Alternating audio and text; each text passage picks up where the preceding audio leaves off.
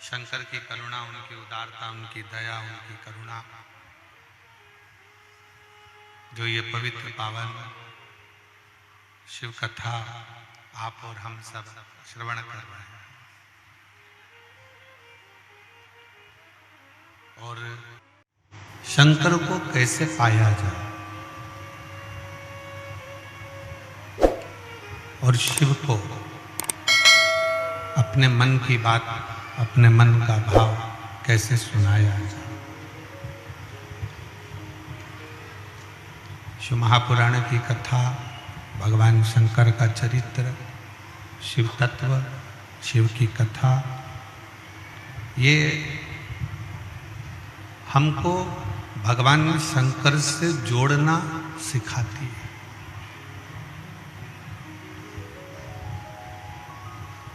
शिव भक्ति कैसे करना चाहिए, शिव की आराधना कैसे करना चाहिए, शिव की उपासना कैसे करना चाहिए, यह हमको बताता।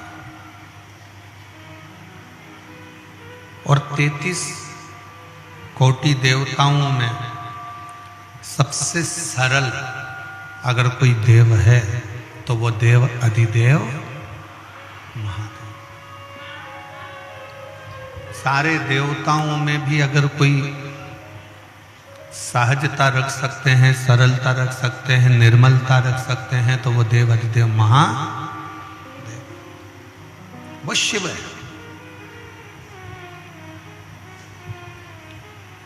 वो शंकर है।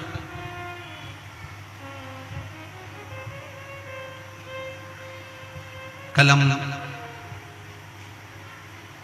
कांकेर के ही माँ जगत जननी माँ शीतला के मंदिर गए थे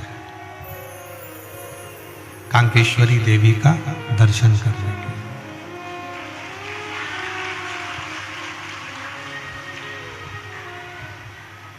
और माँ कांकेश्वरी का दर्शन करने के लिए जब गए तो वहां हमने दर्शन किया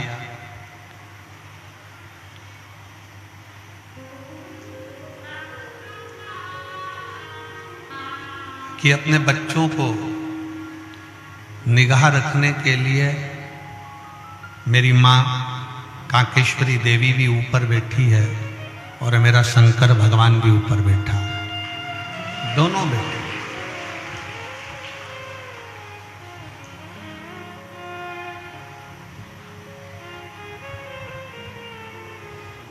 हमको देव कुमार जी जैन बता रहे थे कि गुरुजी ये जो एक पॉइंट है, इस पॉइंट को क्या लिखा था वहां, कुछ फांसी मासी कुछ लिखा हुआ था, है? क्या लिखा था? राजा सजा दे के वहां से उसको फेंक देता था, ऐसा कुछ पॉइंट का नाम।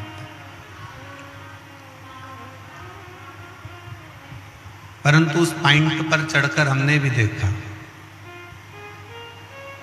और उस पॉइंट पर चढ़े तो ये ज्ञात हुआ कि राजा तो बाद में हुआ, उससे पहले मेरा महादेव कांकेर के उस पॉइंट पर बैठकर अपने शिव भक्तों को जरूर देखता होगा कि इनको क्या देना है और क्या नहीं।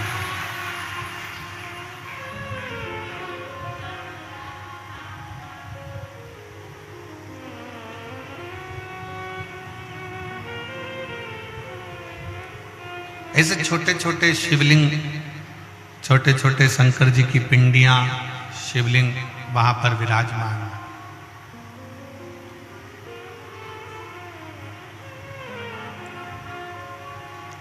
वो तो दिन में 2 बजे से 5 बजे तक यहाँ कथा वाचना है, नहीं तो सवेरे से जाऊं तो रात तक ना। और भारत की भूमि के जितने भी श्रोता भाई बहन इस कांकेर कोकपुर से अगर शिव पुराण की कथा सुन रहे हैं और आपके रिश्तेदार अगर यहाँ रहते हों और यदि कभी भगवान शंकर से प्रार्थना करना कि एक बार कांकेश्वरी माता का दर्शन तुम भी करने के लिए जरूर आओ।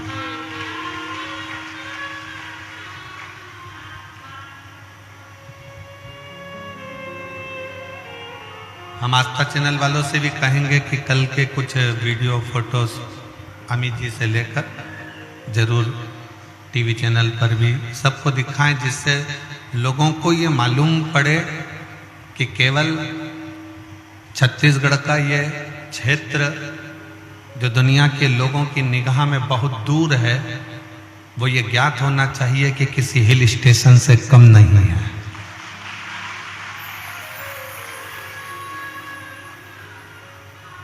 शिव को जानो।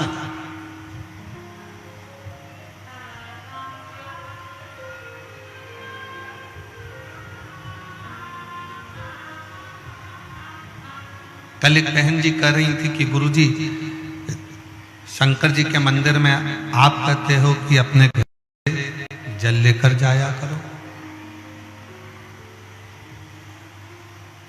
अपने घर से जब भी जाओ तो थोड़ा जल लेकर जाओ शिव को चढ़ाने के लिए। शंकर भगवान के मंदिर में अपने घर का जल,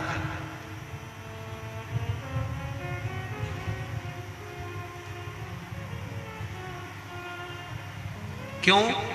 क्योंकि हम अपने घर का जल जब देवाधिदेव महादेव को चढ़ाते हैं तो हमारे घर का कल जरूर बदलता है।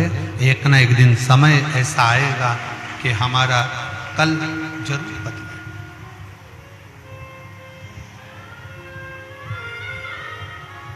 फिर उसने कहा कि गुरुजी एक बात बताओ कि हमारे घर का जल लेकर जाएंगे और वो जल को ले जाएंगे, जल में बहुत सारे घर के लोग हाथ भी लगा देते हैं, बहुत सारे घर के लोग छू भी लेते हैं, बच्चे भी उसका स्पर्श कर लेते हैं, माताएं भी स्पर्श कर लेती हैं, पुरुष भी स्पर्श कर लेते हैं, परिवार के लोग भी उसको छू लेते हैं, स्पर्श कर लेते हैं।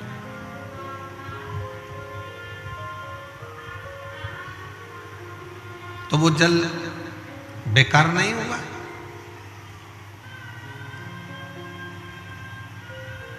एक बात बहुत ध्यान रखना,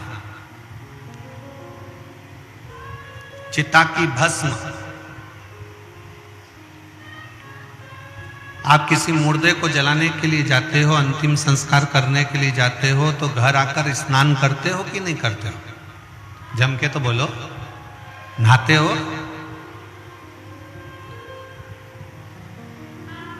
कांकेर के लोग इतना कम बोलते हैं क्या? बहुत कम वॉल्यूम है, थोड़ा तेज बोलो। नहाते हो कि नहीं नहाते? ऐसे बोलो ना, भगवान ने आवाज दी है तो काहे के लिए दी है? झगड़ा करने के लिए?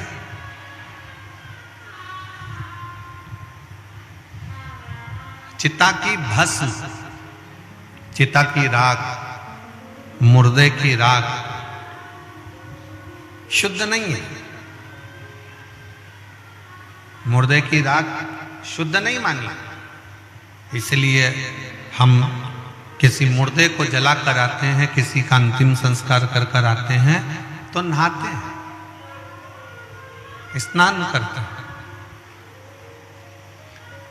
पर जरा विचार करिएगा कि वही मुर्दे की भस्म, वही चिता भस्म जब शंकर भगवान पर चढ़ जाती है और शंकर जी पे चढ़ी हुई वो चिता भस्म जब हमको मिल जाती है, हम उसको एक पन्नी में पैक कर कर, कागज में बंद कर कर, लाल कपड़े में उसको लपेट कर अपनी तिजोरी में, अपनी अलमारी में रख देते हैं और वो कुबेर का खजाना बन जाता है।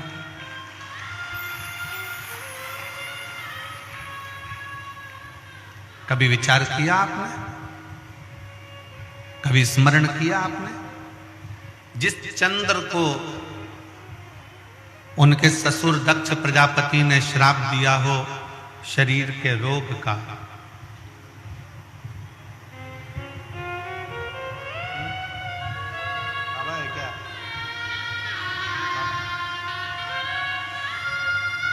शरीर के रोग का,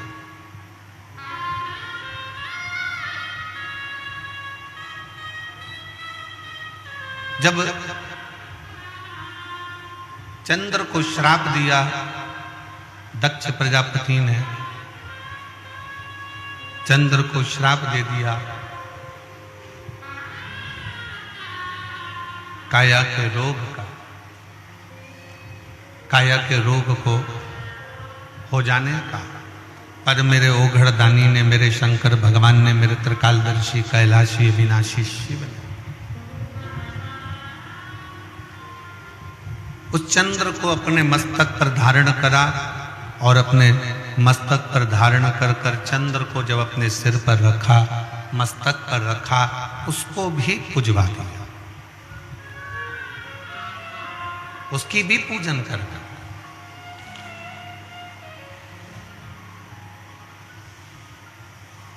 जरा विचार करिएगा, अपने स्मरण में लीजिएगा, भस्म मुर्दे की अशुद्ध मानी गई है, पर शंकर पर चढ़कर वो शुद्ध हो जाती है।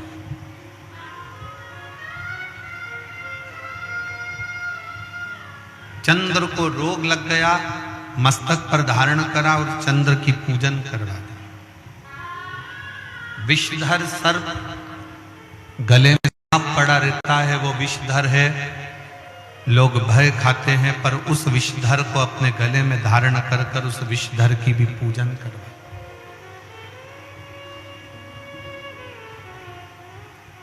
उस विषधर की भी पूजन करवा। तो जरा विचार करिएगा, मेरी जीजी ने प्रश्न किया था, हमारे घर में जो शंकर, हम घर में जो मटका रखा है, हंडा रखा है, बल्टोई रखाई है, टंकी रखाई है, हमारे घर में बाल्टी भरी है, पानी का घड़ा भरा हुआ है, वो पानी के घड़े को बेटे भी छूते हैं, बेटी छूती है, परिवार वाले छूते हैं, और उसी का पानी भरकर हम शंकर जी को चढ़ाने के लिए जाएंगे, तो वो पानी अशुद्ध नहीं है? क्या वो पानी बेकार नहीं है? शिव महापुराण की कथा कहती है, तुम्हारे घर से जब तुम एक लोटा जल लेकर शंकर जी के मंदिर की ओर जाते हो और शंकर पर तुम्हारे घर का जल जब चढ़ जाता है, तो तुम्हारा घर स्वयं हरिद्वार गंगा का घाट बन जाता है, काशी विश्वनाथ का घाट बन जाता है।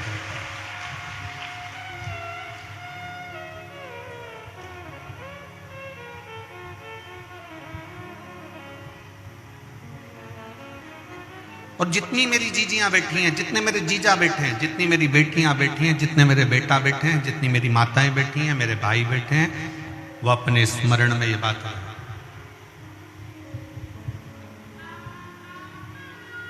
वो अपने स्मरण में ये बात को रखे कि जब आप अपने घर से जल लेकर शंकर के मंदिर जाते हो, हम क्यों कहते हैं कि जल बदलेगा कल? हम क्यों कहते हैं सारी समस्या का हल? जम के बोलो जरा, सारी समस्या का हल। हम क्यों कहते हैं कि सारी समस्या का एक लोटा जल हल है? बोल बम का नारा है, बाबा है साहब। क्यों कहते हैं? उसका कारण केवल इतना है कि जब हम शंकर भगवान के लिए जल लेकर जा रहे हैं, तो वो जल अपने घर से जब लेकर चलते हैं तो घर हमारा हरिद्वार बन जाता है, काशी बन जाता है, सोमनाथ बन जाता है, मल्लिकार्जुन बन जाता है, केदारनाथ बन जाता है, और वो जल हमारा पवित्र गंगा का जल का भाव प्रकट कर कर शंकर पर जब चढ़ता है, तो वो अपने आप गंगा का जल, कावेरी का जल, सरयू का जल, नर्मदा का जल है, स्वयं अपने।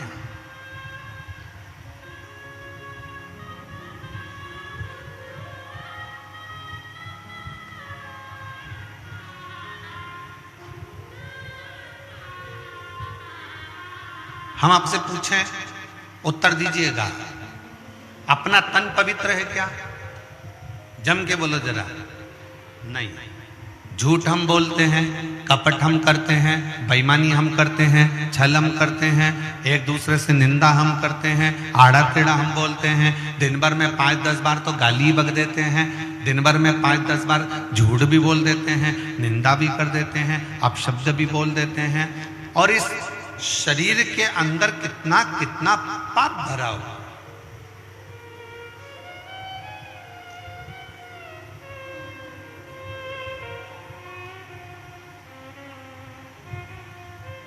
इस संसार में कोई एक ढूंढ के ला दो जिसने जिंदगी में कोई पाप ना करा।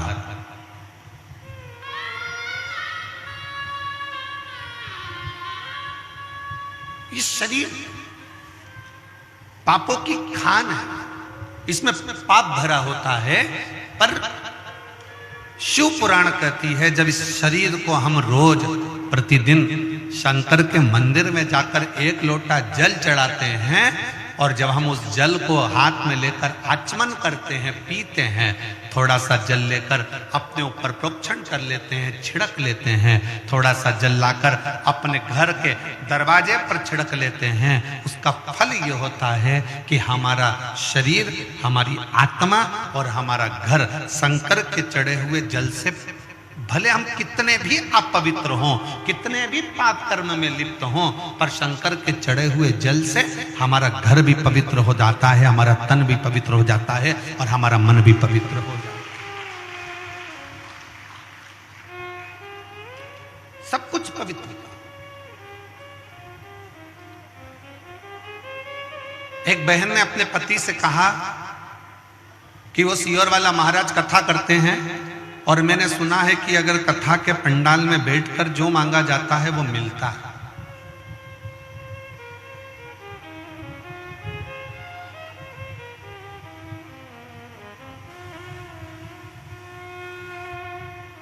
जो मांगो वो प्राप्त हो जाता है। क्या ऐसा हो सकता है? पति ने प्रश्न, फिर पति ने बोला उससे, चलो।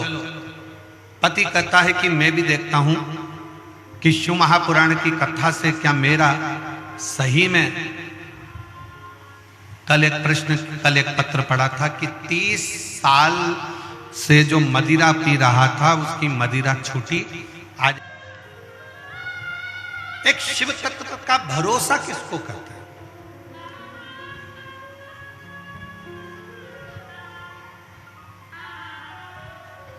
एक शिव के प्रति जागरूकता किसको कहते हैं? शिव के प्रति भरोसा किसको कहते हैं? शिव के प्रति समर्पण किसको कहते हैं? शंकर के प्रति समर्पण का भाव किसको कहते हैं? समर्पण का भाव। आप जब बाबा से दिल की बात कहते हैं, शिव महापुराण की कथा में बैठकर अपने मन का भाव, अपने हृदय का भाव जब तुम देव अधिदेव महादेव से कहते हो तो देव अधिदेव महादेव उसको स्वीकार करते, स्वीकार करते। कौन है संसार में जिसने पाप कर्म ना किया?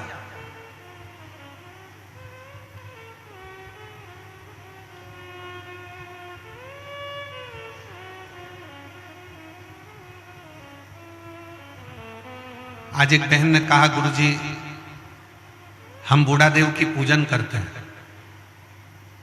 वो कौन है? हमने कहा कभी मौका लगे तो स्कंद पुराण को पढ़कर देखना कि बूढ़ा देव भी शंकर भगवान का ही अंश स्वरूप है, शिव का स्वरूप है।